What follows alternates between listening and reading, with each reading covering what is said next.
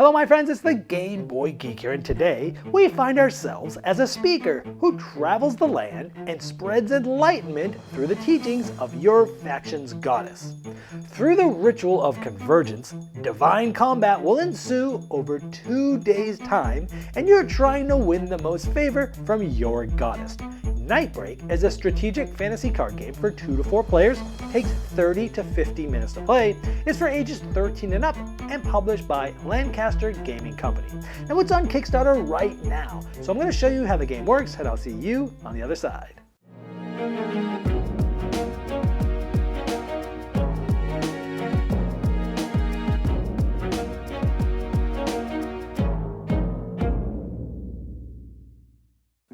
This is a Kickstarter preview, so all the art and components you see here are not final, they're prototype. To see all the most up-to-date art and components, check the Kickstarter link in the description of this video. In Nightbreak, there are 2 factions. We have the Sun faction and the Moon faction. Each player is going to play one of these 2 factions. I'll go over more than 2 players at the end of this video, but I'm going to focus on the player versus player version of this game, which is the main game. Players are going to have heroes from their faction, Sun heroes and Moon heroes. They're also trying to gain favor from that faction's goddess, the Sun goddess or the Moon goddess, depending on which faction you're playing. The game is played over multiple turns, and it's going to be tracked by this time deck that is set up very specifically depending on who's going first. At the end of the game, which is when this time deck runs out, whoever has more favor from their goddess will win. Now here's how it will look once it's set up. Now each player has a deck of 30 heroes. From that deck, they're going to choose 3 of them to place out, so there's some strategy about which ones you place. And then what's going to happen is this deck will get shuffled, each player will shuffle their deck, and 6 cards will be removed, so not every hero's in your deck each game. Now the game is played over multiple turns. Each turn, one player is going to go through 3 different phases: the resource phase, the action phase, and then the cycle phase. Now again, we set up a time deck specific to who is going first. In this case, the Sun faction is going first, so this deck was set up very specifically because there's going to be certain things that come out during the resource phase, which is the first part of each player's turn. Now by default, in the resource phase, you're going to get 1 blessing point. So I'm the Sun player here, so we get 1 blessing point. Now this doesn't go in any hero yet, this just goes in front of me. This is sort of just a pool of this. I will be assigning these to heroes towards the end of my turn. Now notice that this is a dust card. This has 2 blessings for the Moon player. If it was the Moon player's turn right now, instead of getting 1 blessing point, he would get 2 instead, because that's what this card shows. So again, this deck is set up to sort of balance things for first player and make the game more interesting like that. It also acts as sort of the timer of the game. There's some other things that happen in the resource phase, but we'll go over that later. Next, you go to the action phase. Now, in this order, this is what you do. You can move any 2 of your allied heroes and basically switching ranks. So, for example, if we want this hero to be over here, we could swap them 2. If we want these 2 to swap places, we could swap those 2. Any 2 of your allied heroes, you could sort of swap their ranks, if you will, left, center, and right. And this is important because we're about to talk about attacking and doing different things, and where they are in respective to the other players will make a big difference. So you may want to switch people around. So let's talk about why. Because after you do that, or not, that's optional, you'll perform actions with your leftmost hero first, then in the center, then in the right. So let's go over the different actions that you do for each hero, but each player is going to be doing the same thing. So we'll do this, we'll go left, center, right. So let's talk about the different actions you can do. There's actually 4 things you can do with each of these heroes. Again, going left, center, then right. Now, the main thing you'll be doing is attacking. So let's talk about that first. Attacking, once you attack, that's going to be the end of that hero's activation. But let's tell you how this works. Now, this one here is a ranged hero. There's 3 types. We have ranged, spellcaster, and melee. And again, changing the ranks of where they're standing is very important because a ranged hero can hit any opponent hero in any of the columns. A spellcaster can only hit somebody that's in a column that's not theirs, and then melee can only hit the one that's directly across. So you may want to, at the beginning of your turn, change the rank of 2 based upon their attacking abilities. And actually, the icon on the upper right kind of shows you this. This one shows you can go in any direction, up, diagonal, or diagonal. This one shows you like the 2 ones that aren't in front of them, and this one shows you just in front of them. So that icon helps you as well. So in this case, if it was the ranged hero, we can decide who do we want to attack in this case, because it could be in any column. So let's say we decide that Flynn is going to attack this one. So it is going to take a damage die and show that, in this case, because it has 1 in its attack strength, that it has done 1 damage there. Now again, we could have done some other actions. We're going to talk about some of those later, but in this case, we're just going to be talking about attack. And after you attack, it's the end of that hero's activation. So then we go to the center one, and again, we have 4 possibilities, but for this round, let's just talk about attacking. Let's say with this hero, we're going to attack. It's a spellcaster, could attack here or here. Let's say they also attack here for 2. So we increase the damage to 3. They have 9 hit points. And let's say, okay, we attack. Now let's go to this one. We always go left to right. It's melee. They can only attack directly in front. So let's say they do the attack for 2. Let's just say all they did was attack. And so now they have a total of 5 damage of the 9 that they can handle. Now that we finished the action phase, this player goes to the cycle phase, which they're going to discard the current time card. You're going to flip it face down and discard it. It's going to reveal another one. Then you're going to place any blessing points that you got that round in any combination on these heroes. So if I had more than 1, I could split them up or put them on the same one.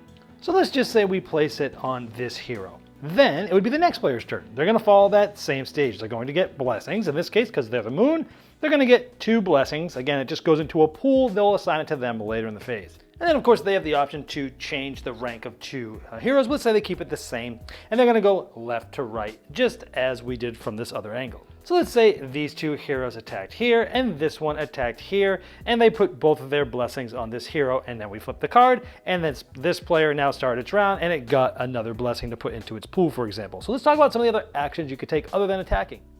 Now again, normally you'd be able to change the rank and then you're able to, go left to right. But let's just say it was this hero's turn to activate and they have 7 damage and they only need 9 to be overwhelmed. If somebody ever meets or goes over basically what their hit points are, they're overwhelmed. And not only will this hero come out of the game and get discarded, they'll end up drawing a new hero, but the other player, that's how you get the favor. And again, whoever has more favor at the end wins. So you want to sometimes avoid being overwhelmed.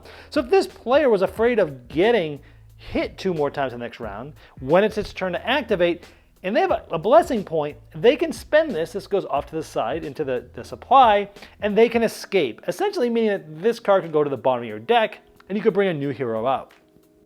Now, anytime you replace a hero, in this case, we were escaping, so they would go to the bottom of the pile. If it was overwhelmed, it would go to our discard pile. In this case, it escaped. What we can do is we'll flip over the next card, and we can decide whether we want this card to come out, or we don't have to decide to do that. If we don't want this hero, we could place this one in our discard pile, but we have to take this next one. Now, why would you take one versus another? Well, the type might matter depending on what's going on. Plus, anytime you bring in a new hero, this doesn't go for your starting heroes, but anytime one gets brought in, you have a power here that comes in during arrival. So in this arrival power, if you have less favor, deal 3 damage to the left or the right there. So in this case, let's just say we were still tied. We tried to escape because we didn't want that other player to overwhelm them and get favor. So let's put this one on our discard pile and we'll just randomly take the next one. So we had to take this one, but it worked out okay because we get to deal 1 damage to each injured enemy hero. So this went from a 5 to a 6. So not bad, we're getting closer to doing that. So that's sort of how that works. Now instead, let's say we had that original hero that was here. Let's say they had 8 damage. This was the hero we were activating. Let's say we already activated these 2. And we're here. Another way to use the blessings is to pray. Now to pray, you must already have at least the blessing on that hero. You then flip this over, and that is now a prayer token. It's no longer a blessing token. Now when you pray, you can only turn over 1 of the tokens, and they can only do that once per turn. Now what does a prayer token do? Now I told you at the beginning of your turn, the first thing you do is the resource phase where you get a blessing token, or maybe more if the time card had more of your own type of blessing token on it. Now the second thing you could do, I told you earlier that we'd talk about it, so here we go. Anybody that has a prayer token, you would remove that and you now turn that into 2 blessings. So it's essentially like you had a blessing token, you waited a little while, you didn't use it, but you made it turn it into a prayer, and now it essentially doubles. So now it's 2 blessings. So it allows you to sort of store up and try to get more blessings on a certain hero to try to do different things, which now is a good time to talk about what else you could do with these blessing tokens. So let's say this hero had 1 blessing token, and here we are, and it's time to activate them. Let's say they wanted to activate the hero's ability. And this is another way to use the blessing tokens. Now remember, you can do any of these actions. Once you attack, you're over, but you could turn something into a prayer, you could use an ability, you could escape, things like that. But if you attack, it's the last thing you do. Of course, if you escape, it'd be the last thing you did with that hero as well. But here, this tells you the cost. It's 1 blessing point. It has to be on this hero. So let's do that. We'd spend this. This would go away back to the supply. This says, activate only once per turn, deal damage to the left or right equal to total damage on this. And that's why I kind of increased this to 8. Let's say this was at 8. He used it. And he can hit this one because it's to the left of where he's at for 8, because that's how much damage he has. This one would be essentially all the way up to its total damage that it can handle. So it would be overwhelmed. So any of the blessing tokens or prayer tokens that they had on there, any tokens on this would go away, go back to the supply, and they're overwhelmed. So this gets discarded. And then this player gets to select, again, look at this one, see if they want to bring it in, do its arrival power, or maybe not. Maybe they discard this one, and then we have to use this one. And so that's pretty much what happens with some of these powers. Now, because we overwhelm them, again, the sun player is going to get a favor from their sun goddess. Remember, whoever has the most favor at the end is the winner of the game. So that's pretty much the flow of the game. Each player is going to go through the resource phase of gaining blessings, maybe more depending on the time card, and then possibly turning blessings into prayers. Then they might be moving around their 2 of their heroes, and then they're going to be activating from left to right and the different things that we can see there. But let's talk about some of the other things which are buffs and rebuffs. For example, let's look at this specific ability. It would have costed 2 blessings, the piercing arrows. You deal 1 damage left, which would be here, up, which would be here, and here, which would be there. And then each enemy hero becomes wounded. Now these wounded tokens also go on there to remind them that this hero deals 1 damage to themselves whenever they move or activate a power. So they're probably not going to want to do that next round because they might not want to give themselves damage, or maybe they will depending on their strategy. Now remember, each player, you have an option of the different actions, but each hero has to attack once per turn. They have to do that. And sometimes it might be the only thing they do. But after they attack, let's say this one attacked, these go away. Any tokens like this, the buffs or rebuffs, always go away after they attack. So it's sort of like a 1-round hindrance, if you would. But there's other types of these. Some of them are negative, some of them are positive, like stun, this hero cannot activate powers, or immobilize, this hero cannot move or escape, or they could be helping you. Shrouded, this hero is unaffected by enemy powers, or shielded, this hero is unaffected by attacks.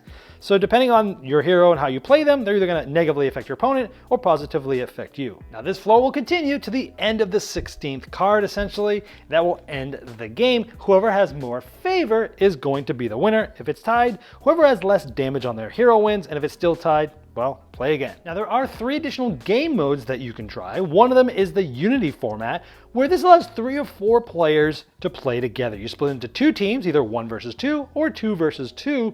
And now each of the factions have 4 heroes out. And when it's your team's turn, both players, if you have 2 players on your side, will strategize and decide together on what to do.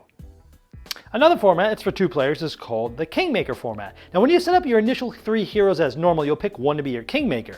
If that hero is ever overwhelmed or ends itself in the discard pile like here, anytime another one of your heroes needs to be removed, instead of taking from the top of your deck, you can take your Kingmaker from your discard pile and bring them back in the game. The last mode is for 2 players. It's called Twilight. Now this crosses both factions together. In fact, you'd combine both decks into one large deck. The first player gets to choose any 3 cards regardless of faction, and then the other player gets to choose any 3 cards regardless of the factions. Then you'd shuffle both of the decks together and you'd remove 12 cards off the top. And then when it's someone's turn to pull a card, it comes from a single deck, which could end up being from either faction. Now when getting the blessing tokens at the beginning of the round, if you have at least 2 of the 3 of your heroes is this faction, then you would get what's on the card. Otherwise, you get just 1 as normal. For example, if this came up and I had 2 of my 3 are from the Moon faction, I'm considered to be the Moon faction, and I would just get 1 Moon blessing. But if I had 2 of the Sun factions, at least, I would get 3 of them instead. Now here's some more of the heroes from the Sun faction that you haven't seen yet. Feel free to pause and look at all of their abilities. Now here are some of them from the Moon faction, which were upside down to you most of this video. So again, feel free to pause to look at all of these abilities and look at these heroes in a little more detail. And here are the rest of those Moon faction heroes. Pause and take a look. Each first edition Nightbreak core set, distributed through Kickstarter, includes one of these booster packs, which I'm about to open and show you what's inside. So here's a look at some of these. These are hollow foil or alternate art, and none of the cards in the packs are mechanically unique, and they're just cosmetic updates from the original. But you can see, as I do this, you can see the cool little hollow look to it. They just look cooler, that you can swap it out for the alternate art. And they just look really cool.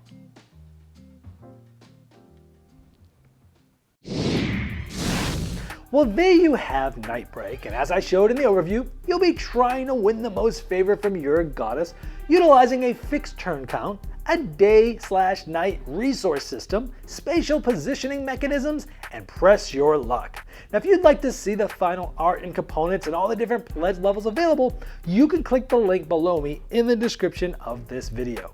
Now, that's going to take you directly to the Kickstarter project page, and I'm sure that Lancaster Gaming Company would love your support.